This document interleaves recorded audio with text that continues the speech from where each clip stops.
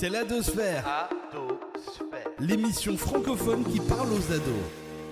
Bonjour à toutes et à tous et bienvenue dans cette nouvelle édition de C'est l'Adosphère.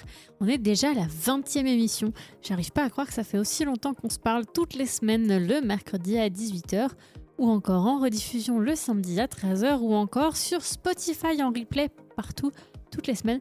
Mais la grande nouvelle cette semaine, c'est qu'en plus d'être sur Spotify, on est également sur plein d'autres plateformes de streaming désormais, donc vous n'avez pas d'excuses. Pour nous retrouver, c'est facile, il suffit de chercher C'est l'Adosphère un peu partout et vous pouvez nous retrouver en replay ou en direct bien sûr sur les ondes de nos radios du groupe C-Média. C'est 90 à Fredericton, c'est 93 à Miramichi, c'est 98 à Halifax, c'est 105 à Saint-Jean et aussi partout dans le monde sur notre site internet cmedia.ca. Ça en fait des moyens de nous écouter, il n'y a plus d'excuses. Je suis vraiment ravie de vous retrouver pour cette 20e émission de C'est l'Adosphère et j'espère qu'on ira jusqu'à beaucoup plus, à un nombre beaucoup plus grand. En tout cas, je ne compte pas vous abandonner de sitôt. Moi, c'est Loïne et comme toutes les semaines, eh bien, on va commencer par parler d'actualité. C'est On Air dans l'Adosphère. Adosphère. Un point sur l'actualité de la semaine. Dans l'actualité, chaque semaine, on parle de 3 actualités en vrac. On parle également d'une bonne nouvelle et on essaie de parler d'une fausse information qu'on débunk. Et on va commencer tout de suite par parler d'une plutôt bonne nouvelle pour la communauté francophone du Nouveau-Brunswick. C'est le Flash Bonne Humeur, la bonne nouvelle de la semaine. Et cette bonne nouvelle, elle a été annoncée par la ministre de l'Éducation et du Développement de la Petite Enfance au Nouveau-Brunswick, Claire Johnson, à l'occasion d'une conférence de presse pour parler de la nouvelle école Saint-Henri qui doit être construite au niveau de Moncton. Et elle a annoncé notamment que cet établissement serait construit en hauteur et non pas avec un seul ou 2 niveaux, mais avec plusieurs niveaux. On ne sait pas encore le nombre de niveaux qu'il y aura dans cette école, mais en tout cas, il y en aura plusieurs. Et pourquoi est-ce que c'est une bonne nouvelle ? Eh bien parce que ça change complètement des modes de construction d'écoles qui ont été fait ces dernières années où souvent le Nouveau-Brunswick acquérait des terrains plutôt longs, plutôt larges, assez grands pour pouvoir faire des écoles de plein pied. Et le fait d'accepter de acheter des terrains plus petits mais sur lesquels on va construire des bâtiments de plusieurs étages montre bien une volonté de faire de la place même là où il n'y en a pas. Et ça peut être une bonne nouvelle, peut-être, pourquoi pas, je ne sais pas, je n'ai pas la réponse, mais pour des établissements comme le centre scolaire Samuel de Champlain à Saint-Jean, qui manque d'espace et qui peut-être pourrait bénéficier sur le long terme de penser un peu plus en hauteur et non pas en largeur pour changer le cours des choses au sein des établissements scolaires et pour éviter de devoir créer des nouveaux établissements scolaires éloignés des centres de vie des francophones. Ça, c'est donc plutôt la bonne nouvelle de la semaine. Affaire à suivre pour savoir ce que ça va donner toutes ces nouvelles écoles et ces nouveaux projets au Nouveau-Brunswick qui a bien besoin de ces projets-là. Et on va continuer tout de suite en parlant de 3 actus random de cette semaine. Le Top Actu. 3 actus en bref. Et c'est parti donc pour 3 actualités en vrac et en bref. À commencer par une nouvelle, ça y est, le printemps est arrivé et avec ça, il y a moins de neige et donc la fonte des neiges veut dire beaucoup d'eau, pas mal de pluie mais surtout des avertissements inondations parce que oui, les rivières et en particulier les eaux du fleuve Saint-Jean qui traversent le Québec, le Maine et une grande partie du Nouveau-Brunswick, eh bien elles sont en hausse. Ça a dépassé les bords de la rivière, il y a des inondations un peu partout, des crues qui sont pas forcément abusives, ça dépend des endroits, mais qui surtout peuvent être dangereuses parce qu'une crue ça peut monter vite, ça peut aller fort avec des mouvements d'eau imprévisibles, donc il faut rester assez loin des zones inondées et des zones inondables ces derniers jours parce que c'est un risque vraiment réel à la fin de l'hiver avec la montée des eaux. C'est le cas notamment de certaines promenades au bord du fleuve Saint-Jean à Fredericton qui sont un petit peu abîmées par l'eau. Et la province recommande de rester vigilante et de se renseigner avec les sites Environnement Canada qui annoncent justement ces risques de crues, etc. Un autre sujet aujourd'hui à propos des rivières, toujours assez fou qu'on reparle de ça, mais on va parler de recherche scientifique par le professeur Alain Patoine, qui est professeur de gestion de l'environnement à l'université de Moncton, plus précisément au campus de Shippagan, et qui s'est penché sur la question de plusieurs rivières, en particulier de Richiboucto et de Cocagne, dans lesquels il a pu analyser des morceaux de sédiments, donc en fait extraire des morceaux du fond des rivières pour faire des études paléoécologiques. Et alors ces études-là, elles permettent de retracer notamment l'évolution de ces rivières au cours du XXe siècle et de comprendre leur pollution, etc. Il y a deux choses qui ont été évaluées en particulier pour évaluer l'évolution de la qualité de l'eau. C'est la présence de métaux lourds et la présence d'algues. Et pour ces deux rivières-là, eh bien, la présence n'a pas tellement augmenté. C'est plutôt une bonne nouvelle. Ça veut dire que ces rivières-là, même si elles ont subi l'activité humaine, ça n'a pas été trop dévastateur pour le moment. Donc il faut rester dans ces idées-là et pas abuser pour pas que ça devienne un problème, comme ça peut être le cas dans d'autres rivières qui ont été surexploitées ou alors dont les environnements ont été surexploités. C'est vraiment quelque chose auquel il faut faire attention parce que quand la qualité de l'eau baisse, il y a plein d'autres choses qui deviennent problématiques au niveau de la faune, au niveau de la flore, mais aussi pour les humains parce que l'eau, on la boit à un moment donné. Donc voilà, si on peut éviter le développement de métaux lourds et d'algues nocives dans les eaux des rivières qui nous entourent, c'est plutôt mieux. Enfin, troisième information en bref, la création la semaine dernière d'un nouveau groupe de recherche à l'université de Moncton également. Mais cette fois-ci au niveau de l'université de Moncton, du campus de Moncton directement, avec une nouvelle recherche qui s'appelle EMBIA, qui est un acronyme qui veut dire embarqué, intelligent et autonome. C'est en fait une équipe de recherche qui s'intéresse à l'intelligence artificielle et qui a pour but de développer des solutions écologiques et en sauvant de l'énergie pour pouvoir permettre à des entreprises de pouvoir améliorer certaines tâches, notamment des tâches répétitives, etc., grâce à l'intelligence artificielle. Alors, avec ce groupe de recherche, il y a forcément plein de choses qui vont être recherchées parce que l'intelligence artificielle, elle se développe tellement ces derniers temps que on peut difficilement dire qu'il n'y a rien à apprendre là-dessus.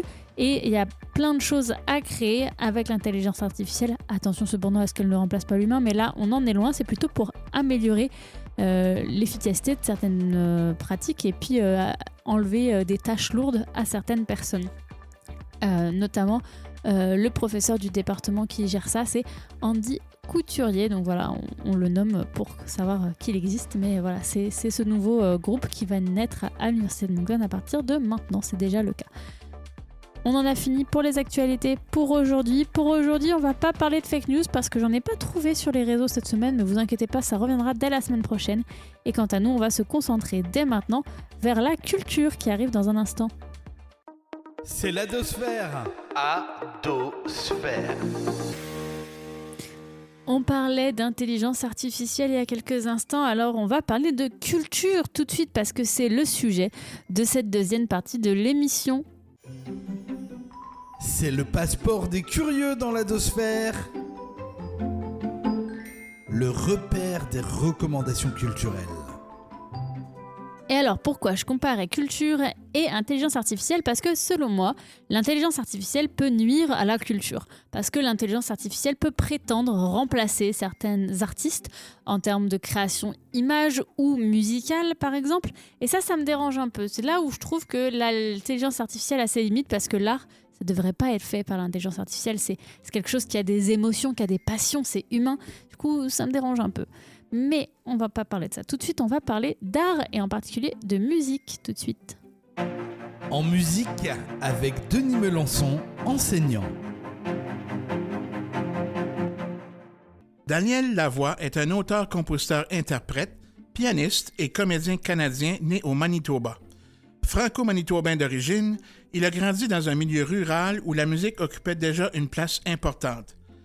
Dès les années 1970, il se fait connaître au Québec et en France grâce à sa voix chaleureuse et à son style raffiné, mêlant pop, chansons francophones et influences classiques. Au fil de sa carrière, Daniel Lavoie compose plusieurs chansons marquantes, dont « Il s'aime », un immense succès international. Cette ballade, qui aborde l'amour dans un contexte de tension culturelle, séduit par sa sensibilité et la finesse de son interprétation. Son talent pour écrire des textes poétiques et mélodieux lui vaut une reconnaissance durable dans le monde de la francophonie. En plus de la musique, il s'intéresse à l'écriture et à la radio, explorant différentes formes d'expression artistique. Discret mais profondément engagé, il aborde souvent des thèmes comme l'identité, la mémoire et la condition humaine. Son parcours illustre une grande fidélité à la langue française et à ses racines culturelles. Aujourd'hui encore, Daniel Lavoie demeure une figure respectée de la scène musicale francophone. Écoutons Jour de plaine de Daniel Lavoie. On va parler désormais d'un autre jour, celui où certains d'entre vous se mettent à la lecture. Alors j'imagine que c'est pas forcément ce qui attire le plus, surtout à certains âges où on a envie d'aller jouer dehors, jouer aux jeux vidéo, et la lecture c'est pas forcément le plus attrayant. Et pourtant, je vous promets qu'il y a des livres qui valent le coup d'être lus. D'ailleurs, il y a des livres qui sont tellement bien qu'après ils sont traduits en film ou en série, donc ça veut dire que ça vaut quand même le coup d'être connu comme sujet, sinon ils seraient pas transmis en film ou en série après, non? Bref, on parle de lecture tout de suite. Le coin lecture, présenté par Annette Robichaud, aide-bibliothécaire.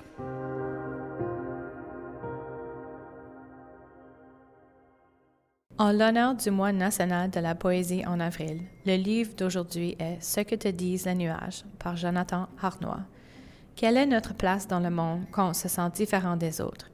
Que faire quand on traîne partout une envie d'exposer? Les mots pourront-ils nous protéger contre la banalité du quotidien? Est-ce qu'ils nous seront assez rouges et brûlants? Ce recueil de poésie explore le pouvoir des mots et il est disponible dans les bibliothèques publiques du Nouveau-Brunswick. Et n'hésitez pas d'ailleurs à réclamer ces livres, car même s'ils ne sont pas disponibles directement dans votre bibliothèque habituelle, votre bibliothèque peut les faire venir d'une autre bibliothèque jusqu'à chez vous quasiment, jusqu'à votre bibliothèque, pour que vous puissiez les lire. Alors il ne faut pas hésiter à les demander à votre bibliothécaire préféré. Et quant à nous, on va rester un petit peu, parce que vous le savez, à côté du studio, il y a une bibliothèque, qui est une bibliothèque publique, la bibliothèque Le Cormoran, mais qui est aussi la bibliothèque rattachée également à un centre scolaire, le centre scolaire Samuel de Champlain. Et c'est de scolaire dont il va être question dans la rubrique sport d'aujourd'hui. C'est la pause transpi avec John Boutot, enseignant. Volleyball scolaire, une saison qui attire l'attention. Au centre scolaire Samuel de Champlain, la saison de volleyball atteint un niveau d'intensité impressionnant et surtout un niveau de compétition très élevé. Avec 3 équipes intermédiaires et 4 équipes au secondaire, le programme est en pleine effervescence. Mais ce qui retient particulièrement l'attention cette année, c'est que plusieurs équipes du secondaire sont de sérieux prétendants au titre provincial dans leurs divisions respectives. Sur le terrain, ça se voit. Le jeu est rapide, structuré, les attaques sont puissantes et les défensives de plus en plus solides. On assiste à des matchs serrés, souvent très émotifs, où chaque point est disputé. Et au-delà des performances, il y a une vraie culture d'équipe qui s'installe ici à l'école, la communication, l'intensité et la discipline. Si vous voulez voir du sport de qualité et encourager la relève locale, c'est le moment idéal. Pour assister aux parties, il suffit de suivre la page Facebook des sports de l'école ou on vous invite à aller consulter le calendrier sportif disponible sur le site web du Centre scolaire Samuel de Champlain pour connaître les prochaines parties à domicile. Une chose est sûre, le volleyball scolaire n'a jamais été aussi captivant ici. Et le sport de manière générale au Canada en ce moment, c'est quelque chose, avec les Blue Jays qui ont repris leur nouvelle saison alors qu'ils ont été en phase finale l'année dernière dans les World Series, les Raptors qui sont dans les playoffs et la LNH où on a 3 équipes qui sont en playoffs dans la LNH, 3 équipes canadiennes. Le sport en ce moment, il y a de quoi en regarder, mais pourquoi pas donner justement un petit peu de regard au sport scolaire. Et, on a vraiment envie de vous voir en local, donner de la force à nos élèves. Alors n'hésitez pas à vous renseigner. C'en est fini pour la partie culture aujourd'hui et c'est l'occasion pour moi de vous rappeler que je cherche toujours des intervenants pour parler d'art ou pour parler de films. Alors n'hésitez pas à me contacter, c'est Lohine, Lohine, à commercial cmedias.ca. Et quant à nous, on va continuer avec tout un tas de sujets fun dans la prochaine rubrique de cette émission. C'est l'Adosphère. Adosphère. Et on va parler désormais de tous les sujets un petit peu sans dessus-dessous de cette émission, à commencer par une question. Mais avant ça, laissez-moi vous présenter l'ensemble de cette émission. On aura une journée mondiale, on aura un fun fact, on aura un record du monde, on aura un mot de vocabulaire et le tu préfères. C'est ce qui va se passer dans cette partie de l'émission. Et juste après, à la fin de l'émission, on pourra découvrir un nouveau métier. Alors c'est parti pour la troisième partie de C'est la Dosphère. C'est inutilement essentiel dans la Dosphère. Le plein hebdomadaire d'infos absolument oubliables et donc totalement indispensable.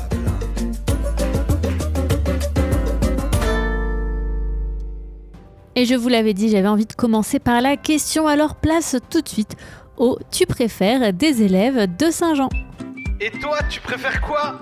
Voici les réponses des 5e années de la classe de Marie-Luce Claveau. Et pour le tu préfères, cette semaine, on retrouve Samuel, Sophia et Jasper. Préfères-tu pouvoir changer de voix autant que tu veux ou changer de visage autant que tu veux? Je préfère changer les voix autant que je veux car comme ça je vais pouvoir faire beaucoup de choses ou je peux pouvoir faire mais elle paraît plus grand. Je veux changer de voix. Changer de voix. Moi, je pense que j'aimerais changer de visage plutôt parce que pour être incognito, c'est mieux. Et je me dis que la voix, tu peux toujours abuser et la forcer un petit peu à la changer, alors que le visage, à moins de faire la chirurgie esthétique, ce que je vous déconseille de faire, eh bien c'est plutôt difficile à faire de changer de visage par moi-même. Alors si je pouvais avoir, vous savez, comme dans Harry Potter, la faculté qu'a Nymphadora Tonks de se changer en d'autres choses, d'autres couleurs de cheveux, d'autres formes du visage, ça me plairait beaucoup, ça serait plus facile pour être incognito. Et au pire, ma voix, je me dis qu'il y a tellement de voix dans le monde que potentiellement les gens pourraient peut-être ne pas la reconnaître même si je gardais ma voix actuelle. Je sais pas, peut-être que je suis un petit peu utopique, mais bon, c'est pas la question. Utopie, c'était le mot de la semaine dernière, mais alors quel sera le mot de cette semaine? Vous le saurez à la fin de cette troisième partie de la Dosphère. Avant ça, on va parler de chiens guides, parce que les chiens guides sont hyper important pour aider les personnes notamment aveugles ou en situation de déficience visuelle à progresser dans la vie. Alors on va parler tout de suite de ça pour le record d'aujourd'hui. Les exploits fous! Les exploits fous! Des records du monde qui n'ont aucun sens.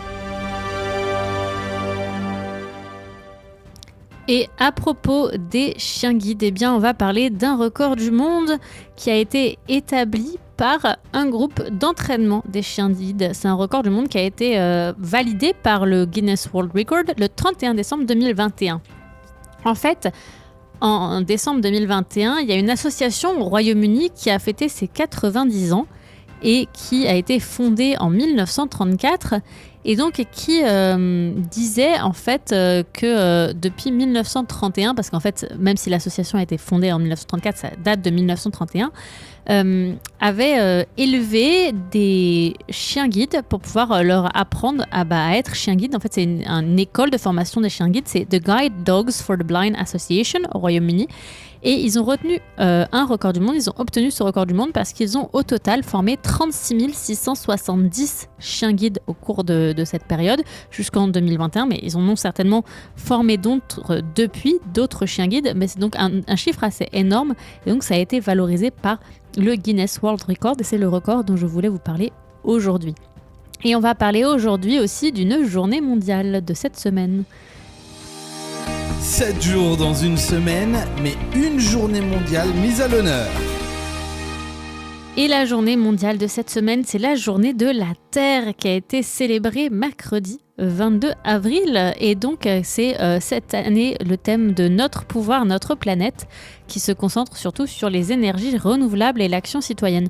Le but, c'est de, partout sur la planète, de faire des actions citoyennes pour pouvoir rappeler l'importance de la Terre et pouvoir parler de l'impact des organisations et des personnes sur l'environnement et pouvoir plutôt engager les gens pour s'engager dans des actions pour protéger l'environnement. Il y a plein de films qui ont été projetés, il y a plein d'activités recyclage dans la nature qui ont été effectuées à cette occasion. C'est vraiment un jour important pour voir l'importance de la Terre et de la protéger dans notre société où, avec le changement climatique, on va pas se mentir, parfois, c'est un peu dur à gérer tout ça. Et en parlant de la Terre, on va parler du pôle sud de la Terre avec le fun fact du jour qui parle de manchots. Ça ne sert à rien, c'est inutile, mais c'est drôle. Voici le phonoscope. Et oui, parce que pour les fun facts du jour, on va parler des manchots empereurs qui sont une espèce assez folle. Les manchots empereurs, en réalité, c'est ceux qu'on appelle souvent à tort des pingouins. Parce qu'en fait, les pingouins, c'est tout petit. Et donc, ce qu'on pense que ça s'appelle pingouin, en réalité, ça s'appelle un manchot empereur. Ça vit surtout en Antarctique, enfin, exclusivement en Antarctique. Ils se reproduisent et ils élèvent leurs petits sur la banquise en bas de la Terre, hein, voilà. Et il y a environ 595 000 manchots empereurs adultes. C'est pas tant que ça, hein, mais c'est surtout assez nombreux pour la zone dans laquelle ils sont, puisqu'ils sont vraiment... On peut pas les retrouver partout dans le monde. Ils couvent leurs œufs tout le long de l'hiver pour pouvoir en prendre soin, parce que la femelle pond un œuf en mai ou juin, et ensuite l'œuf s'en occupe pendant 65 à 75 jours. Et l'œuf éclot beaucoup plus longtemps après les périodes de neige. Et alors, un manchot, ça peut survivre à des conditions de vie extrêmement difficiles, jusqu'à moins 50 degrés, et avec des vents jusqu'à 200 km/h. Donc vraiment, ils ont l'habitude de ça. Et alors, il paraît que les manchots, quand ils sont amoureux, ils peuvent s'offrir des cailloux pour créer leur nid. Ils s'offrent un caillou et ça prouve leur amour. Et les manchots, ils n'ont qu'un seul partenaire dans leur vie. C'est assez intéressant à voir.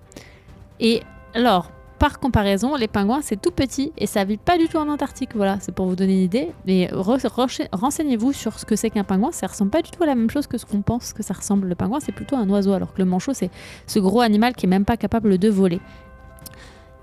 On en a fini avec tout ça et on va passer au mot du jour aujourd'hui. Je suis impatiente de voir ce que Fabien nous a préparé. Voici maintenant le dictionnaire des bizarretés présenté par Fabien Kokolkov, enseignant.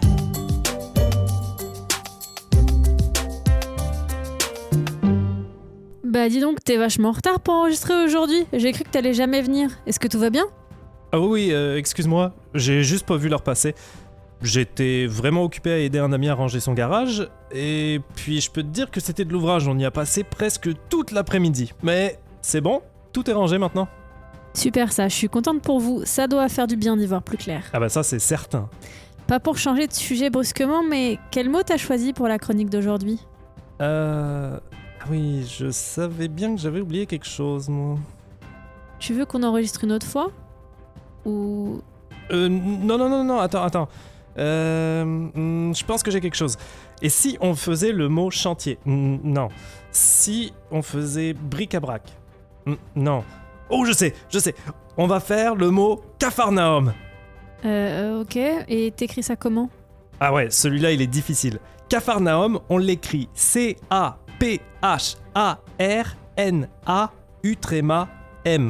Et petite parenthèse, si vous avez oublié ce qu'est le tréma, c'est les deux petits points là qu'on met par-dessus une voyelle. Mais qu'est-ce que ça veut dire alors Capharnaüm ? Eh bien, on utilise le mot pour parler d'un endroit où il y a tellement de choses en désordre qu'on ne sait même pas où poser les pieds. C'est un endroit qui est rempli de différents objets dans tous les sens. Et pour vous aider à l'utiliser, je vais vous le mettre en contexte dans une phrase. Vous pourriez dire « Ta chambre est un vrai Capharnaüm » ou encore « Non mais c'est quoi ce Capharnaüm » pour exprimer votre surprise. Mais alors, d'où nous vient le mot ? Vous allez voir, c'est une vraiment longue histoire, mais très intéressante, parce que cela nous vient pas seulement d'une ancienne langue, mais aussi d'un endroit. Comme pour beaucoup de mots qui sont longs, c'est l'association de deux mots plus petits. Kfar, qui veut dire village en hébreu, et Nahum, qui veut dire compassion, toujours en hébreu. Donc, vous l'aurez compris, on va les mettre ensemble et ça nous donne le village de la compassion. Mais attends, c'est quoi le rapport entre le village de la compassion et l'idée de quelque chose en désordre ? Ah oui. Alors, le mot nous viendrait directement de la religion, puisque dans certains écrits, ce lieu aurait été l'endroit où Jésus a été approché par une foule de personnes variées dans l'espoir d'être guéris de leur maladie. Donc on peut imaginer une scène où des milliers de malades de tous les continents essaient désespérément de se faire guérir par une seule personne. Ça a probablement été un énorme capharnaüm à l'époque. Mais maintenant, le mot a perdu sa connotation religieuse et il est juste utilisé pour parler du mess dans le garage ou dans la chambre de nos amis. Finalement, la prochaine fois que notre parent vient et nous dit qu'il faut ranger notre chambre, on dit non, c'est normal, c'est un capharnaüm. Ouais, exact. Bon, et avant que le studio ne se transforme lui aussi en capharnaüm, eh bien nous, on va aller faire un petit tour du côté de la dernière partie de cette émission de la Dosphère. On approche doucement de la fin, mais on va rencontrer quelqu'un de très intéressant dans quelques instants, vous allez voir. C'est la Dosphère. Adosphère. Et aujourd'hui, pour cette dernière partie de la Dosphère, c'est l'heure de découvrir un nouveau métier, et un métier plutôt original, en tout cas un métier auquel je n'aurais pas pensé quand j'étais jeune, et pourtant je pense qu'il m'aurait beaucoup plu. On découvre le métier de directrice d'exposition, le métier de commissaire d'exposition de Gaëtane Vernat. On en parle tout de suite avec elle. Et cette semaine, pour finir la Dosphère, tu fais quoi toi ? Partons à la découverte d'un métier. Donc, je suis conservatrice de musée et je suis aussi administratrice d'institutions culturelles. Ça consiste en quoi ? Conservatrice. Le travail, c'est vraiment de la recherche, la conservation, la présentation d'œuvres d'art. Si vous deviez présenter une journée dans votre travail, une journée typique, à quoi ça ressemble ? Disons que souvent, c'est, on se lève le matin, on écoute les nouvelles parce que c'est important de savoir ce qui se passe dans notre monde. On lit le journal. Puis après, c'est répondre à des courriels, c'est faire le suivi de projets, c'est des fois faire des visites d'ateliers avec les artistes, c'est travailler sur des projets courants tout en planifiant des projets dans le futur parce que ce soit des expositions, que ce soit des publications, que ce soit tout le travail, c'est souvent dans le futur et puis aussi le présent. Donc, chaque fois qu'on est en train de travailler sur un projet, on en a 2, 3 qui sont sur lesquels on est en train de travailler. Qu'est-ce qui vous plaît le plus dans ce métier-là ?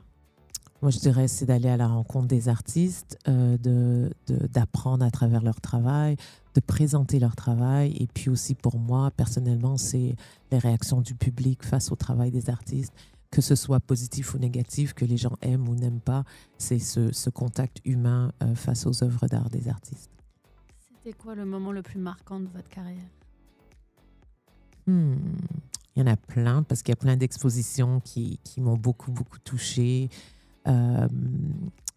Mais c'est sûr que d'avoir eu l'honneur d'accompagner, de faire le commissariat de l'exposition du pavillon canadien à la Biennale en 2024 de Kapuani-Kivanga, c'était un très, très grand moment pour moi. Pourquoi du coup ? Parce que c'est la Biennale de Venise, parce que c'est représenter le Canada, c'était le faire avec une artiste que je respecte énormément. Et que en tant que femme noire, commissaire et d'avoir l'honneur de faire ce travail. Et aussi, j'avais invité Kapuani en 2017 pour sa première exposition au Canada. Et puis après, on voit comment sa carrière a explosé et qu'elle ait pensé à moi pour faire ce projet-là qui est important dans sa carrière. C'était vraiment une grande joie. Comment ça vous est venu l'idée de faire ce métier-là ? Je dois dire, c'était vraiment cet intérêt pour l'art et pour la culture, le respect des artistes, sachant que moi, je ne serais jamais artiste, et de vouloir naviguer à leur côté et puis de contribuer à leur essor et à présenter le travail. C'était vraiment ça qui m'intéresse. Quand vous dites, sachant que je ne serais pas une artiste, est-ce qu'il y a un regret ? Est-ce que vous auriez aimé être une artiste ? Non, jamais. C'est trop épeurant. J'aime bien cette réponse.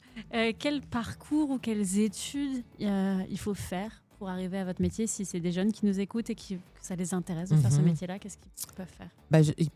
Ils peuvent suivre, faire des cours en histoire de l'art, donc baccalauréat, maîtrise, doctorat. Il y a aussi des cours en muséologie, Et puis aussi, souvent, une chose qui est très importante, c'est la recherche, savoir écrire, bien écrire. Donc, il y a plusieurs voies, mais l'histoire de l'art, c'est super important dans ce domaine-là. La philosophie aussi, ou l'esthétique. Donc, il y a plein de chemins, mais cet intérêt pour les œuvres d'art matérielles aussi est important. Dernière question, est-ce que vous avez eu des anecdotes drôles qui vous sont arrivées dans votre métier? Quand j'entends drôle, c'est vraiment des choses improbables dont on ne parle pas jamais à la radio normalement. Je dirais des fois, c'était une œuvre d'une artiste qui, à l'intérieur de laquelle elle nous avait fait acheter des machines à laver. Et puis, à la fin de l'exposition, les techniciens, ils avaient oublié que la machine à laver, c'était l'œuvre d'art. Et donc, ils avaient retourné la machine à laver à un magasin d'occasion où est-ce qu'on avait acheté la première machine à laver. Et puis après, de se rendre compte que, oups, il faudrait retrouver la machine à laver parce que c'était ça l'œuvre d'art. Donc, ça, c'est une anecdote qui est vraie. Et puis, bon, on a trouvé la solution, mais oups.